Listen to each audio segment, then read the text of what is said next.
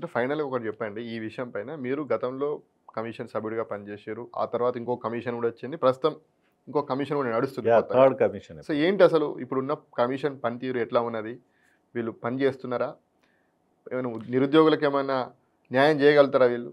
మళ్ళీ వీళ్ళు యాక్చువల్‌గా గూడా ఇప్పుడు గత ప్రభుత్వం లాగానే స్కామ్‌లు చేయగలుగుతారా? సర్వీస్ కమిషన్ అనేది 10+1 అంటే ఒక చైర్మన్ 10 మంది మెంబర్లతోటి ఏర్పడిన అవును. కమిషన్. ఇప్పుడు ఆల్మోస్ట్ 1+6 ఏదో ఉన్నట్టున్నారు. అవును. చైర్మన్ 5-6 మంది మెంబర్లు ఉన్నారు. హ్మ్.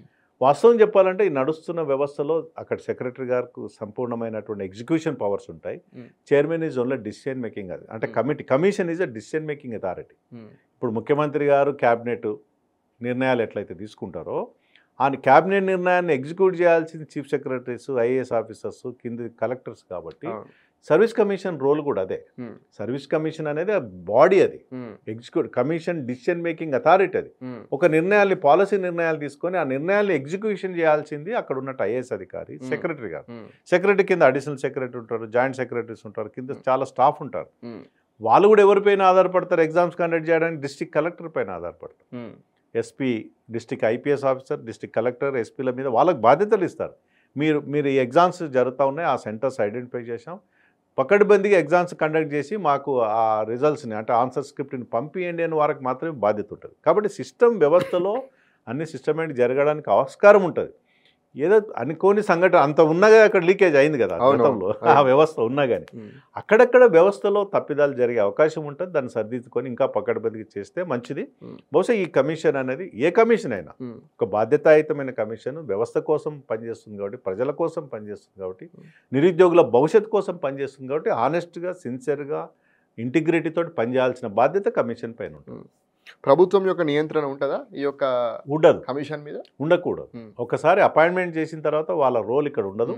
ఇక్కడ కమిషన్ ఇప్పుడు ఇంటర్వ్యూస్లో, గతంలో ఇంటర్వ్యూస్ అంటే అనేక అనుమానాలు ఉంటాయి, నేను దానిపైన తప్పు. ఇంటర్వ్యూస్ కూడా మా సందర్భంలో మేము అనేక రకాల రిఫార్మ్స్ తీసుకొచ్చాం. చాలామందికి తెలియదు విషయం, మీ ద్వారా ఇవాళ చెప్పదలుచుకున్నాను నేను. ఇంటర్వ్యూలో Telangana state public service commission ఇంటర్వ్యూలో కూడా అనేక రకాల మోడర్నేషన్స్, రిఫార్మ్స్ తీసుకొచ్చాం. ఫర్ ఎగ్జాంపుల్, అక్షయ్ అనే అభ్యర్థి ఇంటర్వ్యూకి వస్తే గతంలో ఏపీపీఎస్ ఉన్నప్పుడు కానీ మాకన్నా ముందున్న వాళ్ళు అక్షయ్ ఎవరు, అక్షయ్ ఫాదర్ ఏంటి, వాళ్ళ కమ్యూనిటీ ఏంటి, వాళ్ళ ఊరేంటి, ఆయన ఎక్కడ చదువుకున్నాడు, ఏ స్కూల్లో చదువుకున్నాడు, ఏ కాలేజీలో చదువుకున్నాడు, ఏ యూనివర్సిటీ, ఇంత డేటా ఉండేది. ఓకే. ఆల్ టికెట్ నంబర్ ఉండేది. ఆయన ఇంకా చెప్పాలంటే ఆయనకు వచ్చిన మార్కులు కూడా తెలిసేది. సో మేము తీసుకొచ్చిన రిఫార్మ్స్ ఏంటంటే అక్షయ్ అనే పేరు మాకు తెలియదు, ఆయన బ్యాక్గ్రౌండ్, సోషియో ఎకనామిక్ బ్యాక్గ్రౌండ్ మాకు తెలియదు, ఇంటర్వ్యూ బోర్డు మెంబర్స్ తెలియకూడదు. ఆయన ఏ స్కూల్లో చదువుకున్నాడు, ఏ కాలేజ్ చదువుకున్నాడు, ఏ డిస్ట్రిక్ట్ నుంచి వచ్చిండు, ఎక్కడి నుంచి వచ్చిండు, ఏ ప్రాంతం అనేది వివరాలు తెలియకుండా కోడ్ నంబర్ మీద అభ్యర్థిని మేము ఇంటర్వ్యూ చేశాం. గతంలో మేము గ్రూప్ 1 ఇంటర్వ్యూ చేసాం. పేరు తెలియదు, ఊరు తెలియదు, క్యాస్ట్ తెలియదు, కులం తెలియదు, మతం తెలియదు, ప్రాంతం తెలియదు, ఎడ్యుకేషనల్ బ్యాక్గ్రౌండ్ తెలియదు, ఆయన రాసిన మార్క్స్ తెలియవు, ఆయన హాల్ టికెట్ నంబర్ తెలియదు. జస్ట్ బ్లాంక్గా క్యాండిడేట్ అంటే క్యాండిడేట్. అతని పైన మేము ఇంటర్వ్యూ చేసేది. అట్లా సక్సెస్ఫుల్ ఇంటర్వ్యూ గ్రూప్ 2 ఎగ్జామ్స్ మేము కండక్ట్ చేసాం. గ్రూప్ 1 గతంలో గ్రూప్ 1 ఎగ్జామ్ కూడా రిజల్ట్స్ ఇచ్చాం. అంత పకడ్బందీ వ్యవస్థ, ఇంటర్వ్యూ రిఫార్మ్స్ జరిగినాయి. దీనే మేము ఇవాళ యూపీఎస్సీ ఫాలో అవుతుంది, అనేక స్టేట్స్ ఫాలో అయినాయి. గుజరాత్ సర్వీస్ కమిషన్ ఫాలో అవుతుంది, కేరళ సర్వీస్ కమిషన్ ఈ సిస్టమ్ని ఫాలో అవుతుంది. ఎందుకంటే ఇంటర్వ్యూ బోర్డులో రకరకాల వ్యక్తులు ఉంటారు. అంటే కేవలం మెంబర్స్ మాత్రమే ఉంటారా, లేకపోతే బోర్డు అండ్ ఇద్దరు ఐఏఎస్ ఆఫీసర్స్, ఇద్దరు బోర్డు మెంబర్లు, ఇద్దరు అడిషనల్ కలెక్టర్ స్థాయి వ్యక్తులు, 5 మంది 6 మంది ఉంటారు. అంటే ఎవరు సెలెక్ట్ చేస్తారు వీళ్ళను? ఈ బోర్డు చైర్మన్ గారు, అంటే చైర్మన్ గారు యొక్క బోర్డు కాన్స్టిట్యూషన్ చేసే అధికారం చైర్మన్ గారికి ఉంటుంది. ఎప్పటికప్పుడు మారుతుంటారు. ఈ బోర్డు ఉంటే రేపు నెక్స్ట్ ఇంకో బోర్డు వస్తుంది, ఇంకో బోర్డు ఏ బోర్డులో కూడా మేము ఉంటాం మనకు తెలియదు. అది లాటరీ సిస్టమ్ మీద బోర్డుకి వెళ్తాం. సో అంత సిస్టమ్ ఉన్నప్పుడు క్యాండిడేట్ అనేవాడు ఈ బోర్డు మెంబర్స్కి యొక్క బ్యాక్గ్రౌండ్ తెలియదని అట్లా మేము రిఫార్మ్ తీసాం. For example, I'm Vithal Reddy, candidate Vithal Reddy, candidate some Reddy, X Reddy అని అనుకుంటే అనివార్యంగా ఒక 1% 2% మాస్ ఫేవరిటం చేసే అవకాశం. ఇంకో ఆయన గౌడ్ అని, ఇంకో యాదవ్ అని, ఇంకేదో పేరు ఉంటే ఈ రకమైనటువంటి ఫేవరిటిజం ఉండకూడదనే ఉద్దేశంతో క్యాస్ట్, క్రీడ్, రిలీజియన్, ప్రాంతం.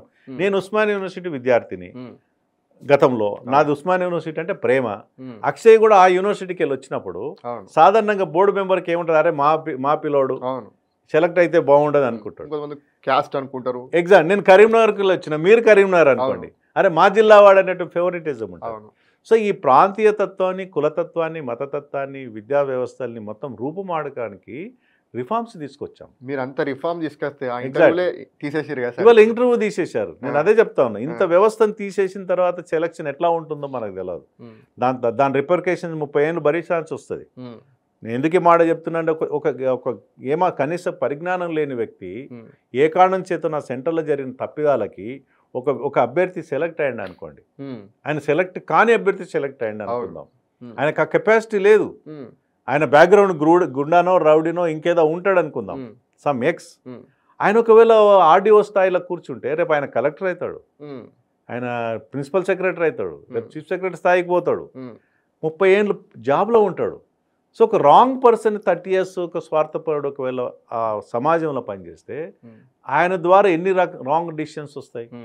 సో కాబట్టి అట్లీస్ట్ గురుబన్ స్థాయి వ్యక్తికి ఇంటర్వ్యూస్ అని మస్ట్ ఉండాల్సి ఉండే. ఈ ప్రభుత్వం తీసేసిన తర్వాత పేపర్ లీకేజ్లు అయినాయి, అది అబాస్పాలైంది, మళ్ళీ ఎగ్జామ్ రద్దు చేశారు, మళ్ళీ పెట్టారు, మళ్ళీ ఇప్పుడు మూడోసారి ఈ రిజల్ట్ అయినా పక్కడబందికి ఇచ్చి సిస్టమేటిక్ ఇచ్చి 563 మందిని సెలెక్ట్ చేస్తుంది. వాళ్ళని రేపు ప్రజా సేవకు పంపించగలిగితే ప్రభుత్వంలో కీలకమైన పదవిలో ఉంటే సమాజానికి మంచి జరుగుతుంది. ప్రభుత్వాన్ని కానీ కమిషన్ కానీ ఒక మాజీ కమిషన్ సభ్యుడిగా మీరు ఏమైనా డిమాండ్ చేయగలుగుతున్నారా ఇంటర్వ్యూలు పెట్టాలని? డెఫినెట్గా చెప్తాను.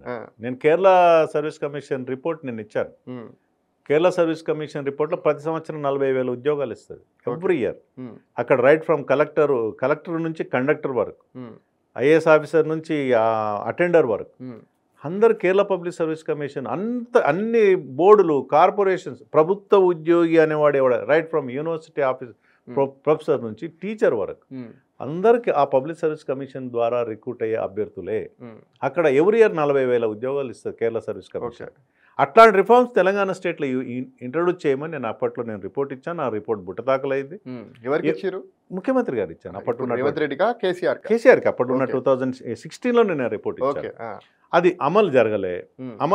అది ఎవరి ఇయర్ క్యాలెండర్, జాబ్ క్యాలెండర్ ఎన్ని పోస్టులు ఉన్నాయి, ప్రతి సంవత్సరం యావరేజ్గా 5,000 నుంచి 10,000 మంది రిటైర్ అవుతారు. గతంలో ఉన్న పోస్టు ఖాళీలు ఉంటాయి, కొత్తగా ఇప్పుడు సంఖ్య అట్లనే పెరిగింది. రాష్ట్ర విభజన 107,000 ఖాళీలు. మేము రిటైర్ అంటే మా పదవి విరమణ టైంకి 2 లక్షలు అంటే 107,000 2 లక్షలు అయినాయి. కొంత రిక్రూట్మెంట్ జరిగింది. మళ్ళీ ఇప్పుడు 2 లక్షల నుంచి ఇప్పుడు మళ్ళీ ఎంత పెరిగిందో తెలియదు. సో ఇది సంఖ్య పెరుగుతూ ఉంటుంది. ఎప్పటికప్పుడు రిక్రూట్మెంట్ చేస్తే నిరుద్యోగులు ఒకసారి రాస్తాడు, రెండోసారి రాస్తాడు, తన యొక్క పరిజ్ఞానాన్ని పరీక్షించుకుంటాడు, రాకపోతే వదిలేసుకుంటాడు. అందుకని జాబ్ క్యాలెండర్ అనేది వెరీ మచ్ ఇంపార్టెంట్. ఎప్పటికప్పుడు ఒక సిస్టమ్ ఉండాలి. జనవరి వరకు వేకెన్సీ పొజిషన్ తీసుకొని 31 డిసెంబర్ వరకు జనవరిలో నోటిఫికేషన్ ఇచ్చి, ఏప్రిల్ మేలో ఎగ్జామ్ పెట్టి, అక్టోబర్ నవంబర్లో వానికి అపాయింట్మెంట్ ఆర్డర్స్ ఇచ్చి, మళ్ళీ జనవరిలో మళ్ళీ నోటిఫికేషన్, ఇట్లా ఒక సైకిల్ ఉంటే నిరుద్యోగులకు న్యాయం జరుగుతుంది. ఒకసారి 2 సార్లు రాస్తాడు, రాకపోతే వదిలేస్తాడు. సో ఇక ఎప్పుడు వస్తుందో తెలియదు. ఈ గ్రూప్ అని మనం మాట్లాడుకున్న గ్రూప్ అని 2012 వచ్చింది. జనరేషన్ ఒక 10 ఏళ్ళ జనరేషన్ అయితే ఒక 10 జనరేషన్లు పోయినాయి. ఇక్కడ 2012కి 2025కి 13 సంవత్సరాల తర్వాత మళ్ళీ ఎప్పుడు వస్తుందో తెలియదు. సో ఈ వ్యవస్థ అస్తవ్యస్తమైన వ్యవస్థ నుంచి సర్వీస్ కమిషన్ అనేది ఈ వ్యవస్థని స్టిమ్యులైజ్ చేసి ప్రభుత్వంతో అవసరమైతే చర్చించి, ముఖ్యమంత్రి గారు చర్చించి, అటానమస్ పవర్స్ ఉంటాయి సర్వీస్ కమిషన్కి, వాళ్ళకి అధికారాలను యూజ్ చేసుకొని ఈ జాబ్ క్యాలెండర్ని ఫాలో అవుతే నిరుద్యోగులకు న్యాయం జరుగుతుంది.